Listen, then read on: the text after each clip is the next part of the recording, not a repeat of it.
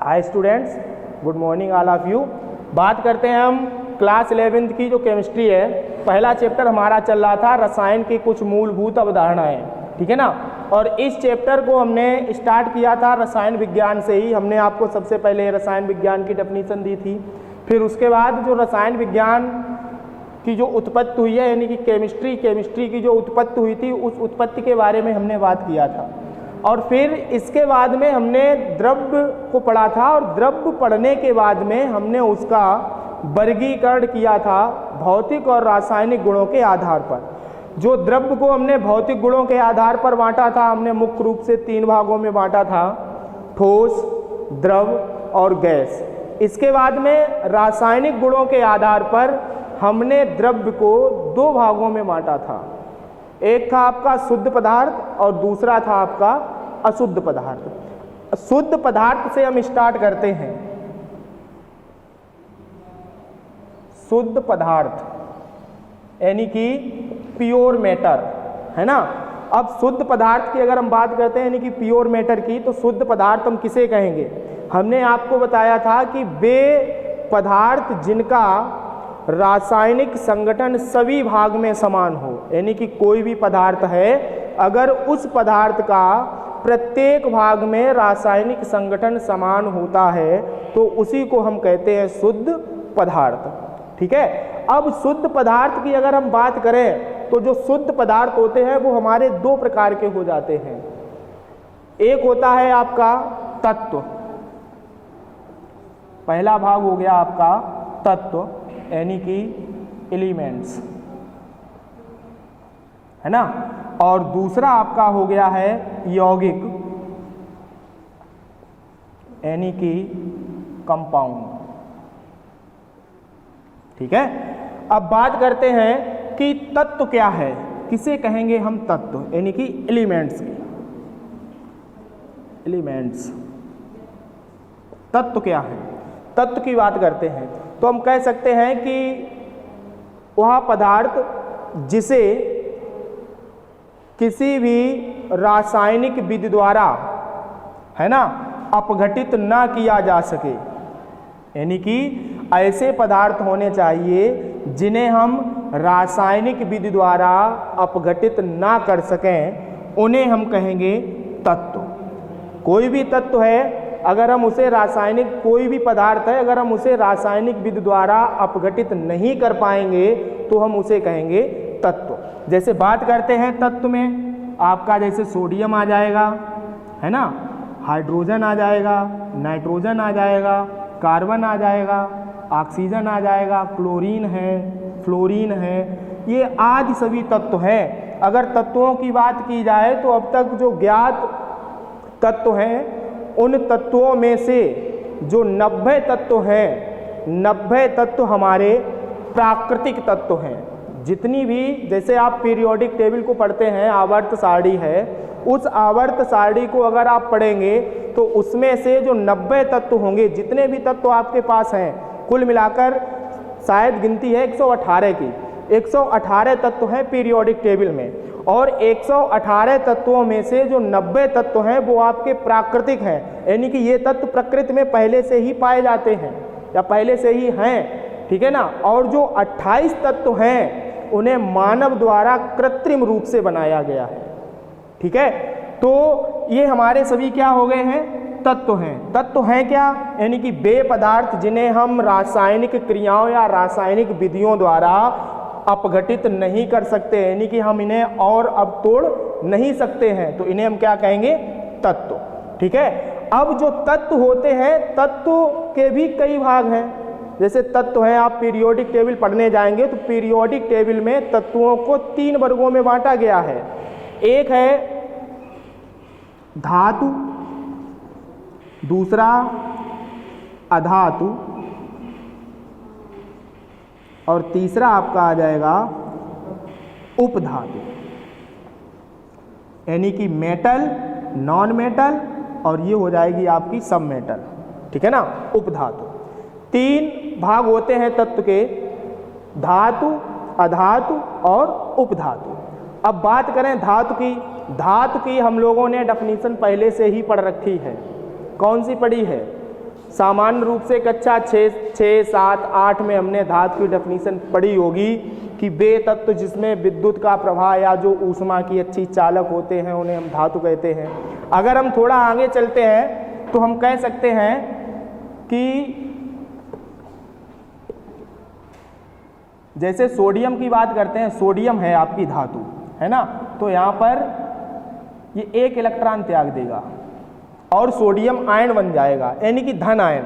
तो हम कह सकते हैं कि वे तत्व जो इलेक्ट्रॉन त्याग कर धन आयन बनाने की प्रवृत्ति रखते हैं, ऐसे तत्व होने चाहिए जो इलेक्ट्रॉन त्याग दें और इलेक्ट्रॉन त्याग कर धन आयन बनाने की प्रवृत्ति रखते हों, उन्हें हम कहेंगे धातु।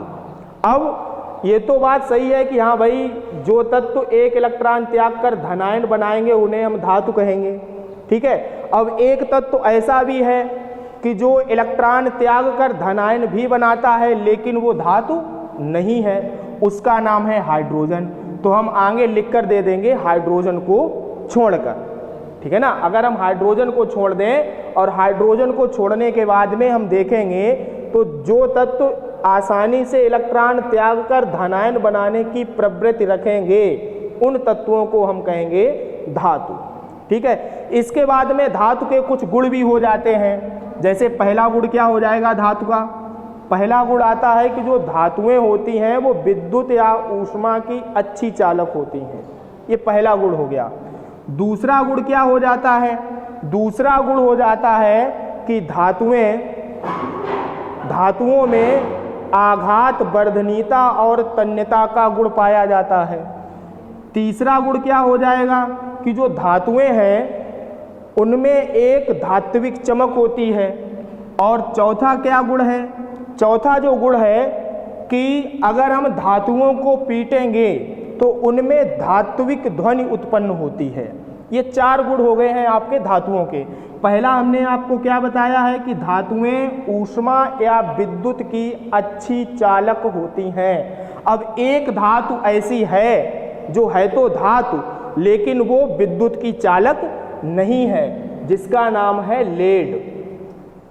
जो लेड धातु है वो धातु होने के बावजूद भी इसमें विद्युत का प्रवाह नहीं होता है, लेकिन सिर्फ इस गुण को छोड़कर बाद बाकी धातुओं के जितने गुण होते हैं वो सभी इसमें पाए जाते हैं।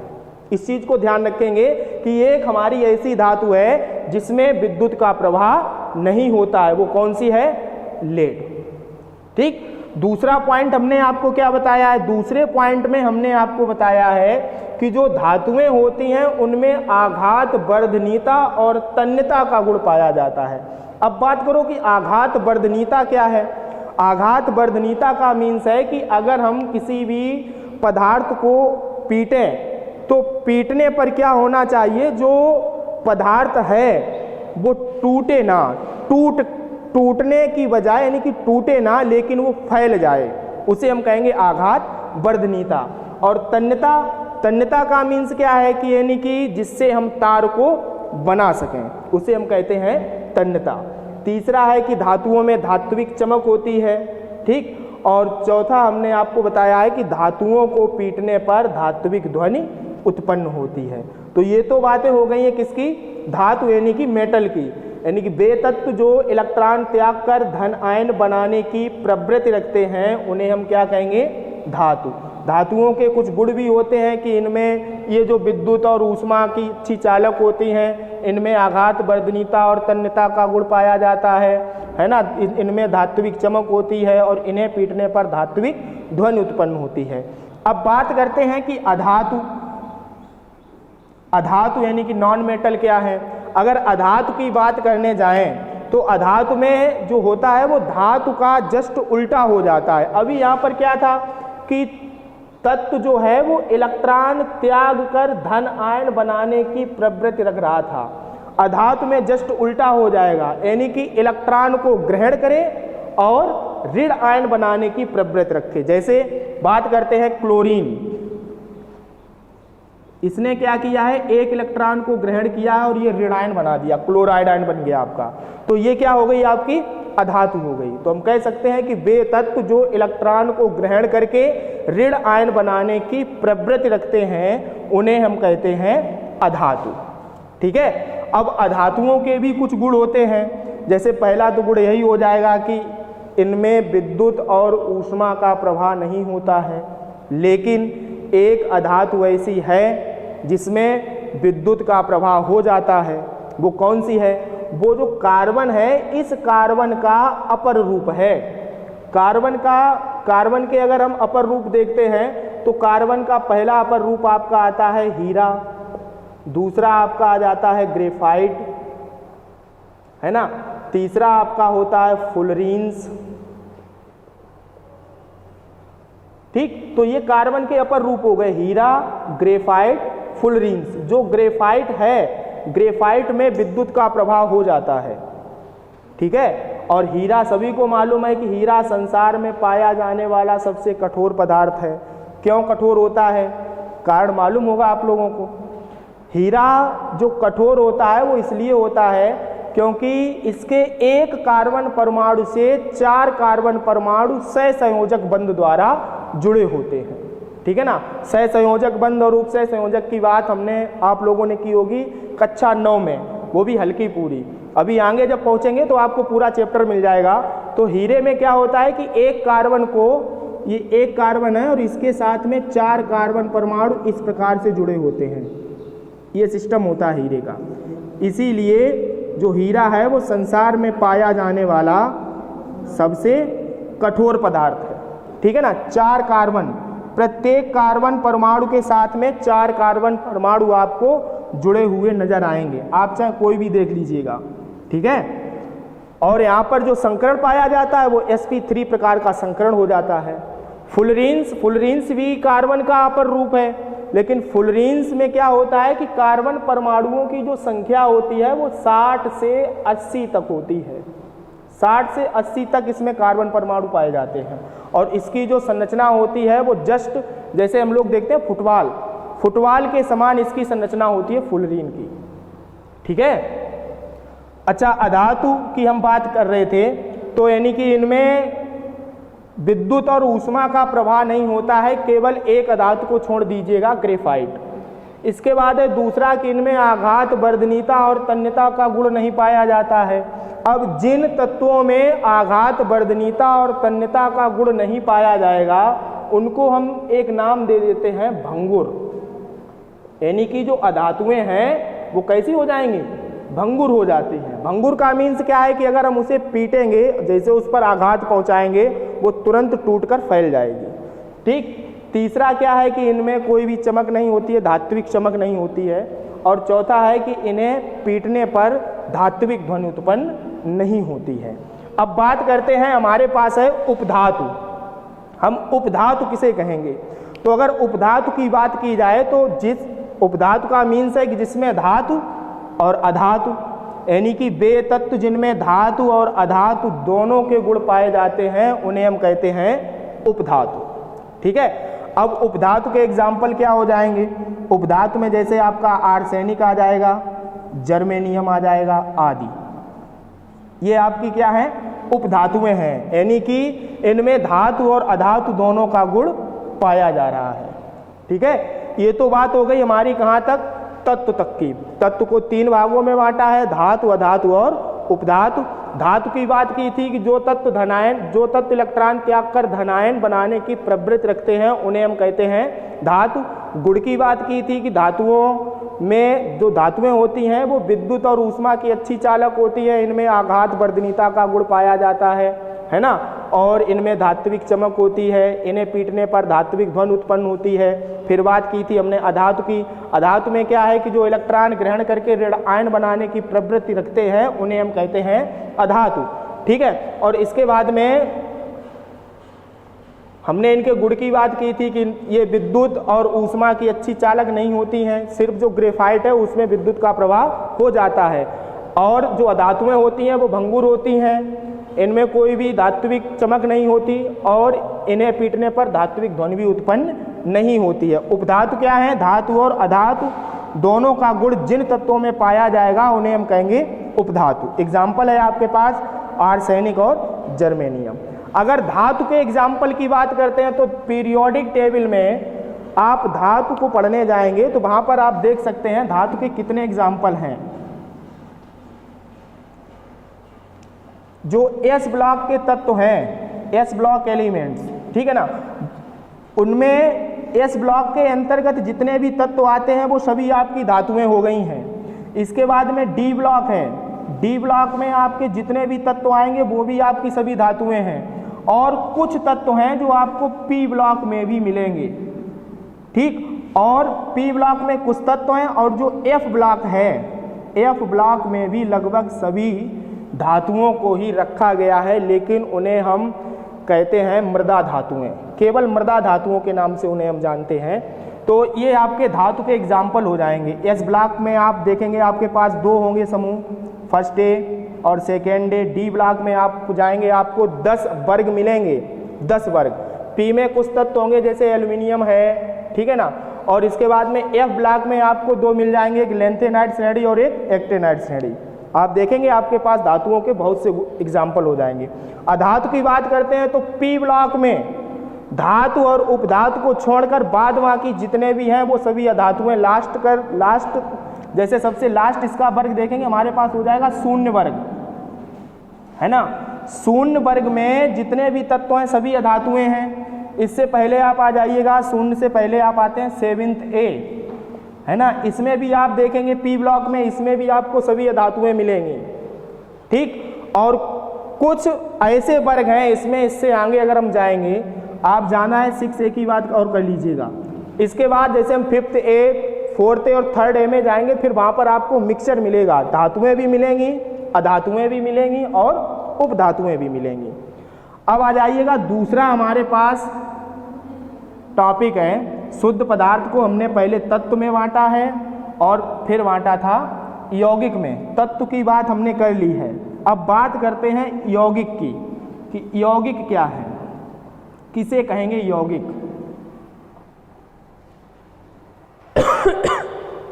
जैसे देखिएगा यौगिक की अगर हम बात करें,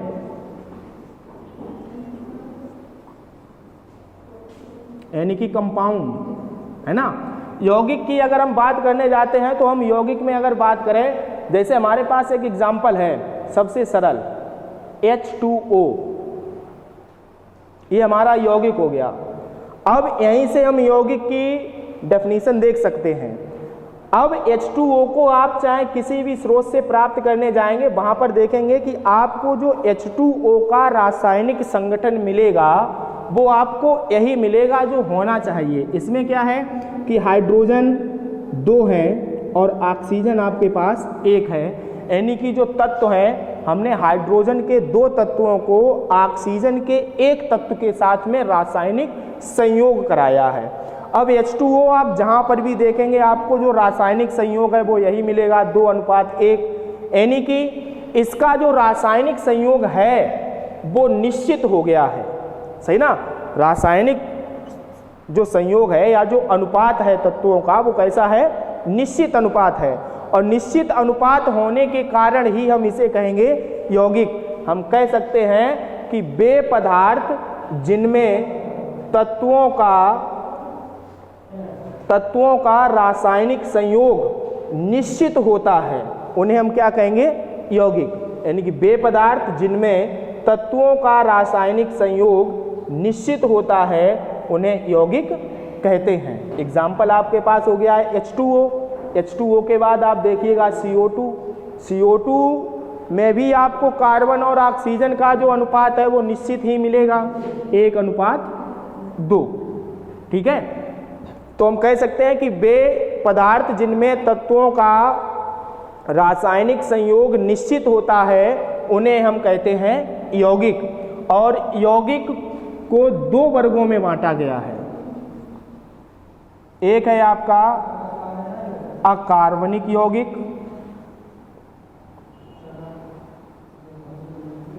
और दूसरा है आपका कार्बनिक यौगिक।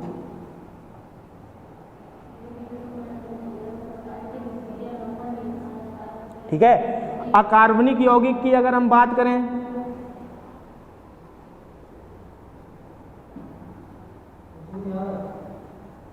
इनऑर्गेनिक कंपाउंड, और ये आपका हो जाएगा ऑर्गेनिक कंपाउंड। ठीक है ना। अगर अकार्बनिक यौगिक की बात करते हैं तो हम कह सकते हैं कि वे यौगिक जिनमें कार्बन नहीं होता है उन्हें हम कहेंगे अकार्बनिक यौगिक।